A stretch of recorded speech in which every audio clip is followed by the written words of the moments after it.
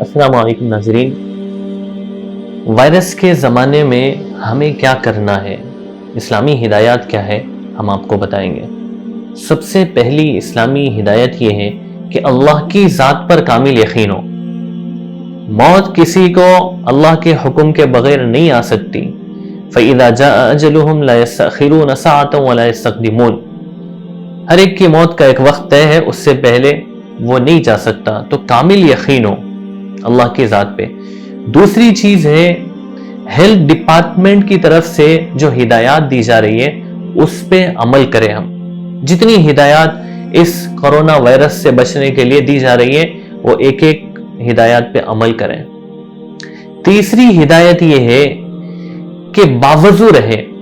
یہ جو ہمارے کھلے ہوئے اعضاء ہے اس سے بہت سارے وائرس کا ایفیکٹ اس کے اوپر ہوتا ہے، اس کے لیے باوضو رہے۔ چوتھی ہدایت یہ ہے کہ ہمارا جو امیون سسٹم ہے، قوت مدافعات، بیماریوں سے لڑنے کی جو طاقت ہے اس کو مضبوط کرنے کے لیے اچھی غذا استعمال کریں تاکہ بیماریوں سے ہم لڑ سکیں۔ پانچویں ہدایت یہ ہے کہ جہاں وائرس آ جائے وہاں کے لوگ دوسرے علاقے میں نہیں جانا ہے، دوسرے علاقے کے لوگ وہاں پر نہیں آئے۔ یہ ہدایت کیوں دی اللہ کے نبی نے؟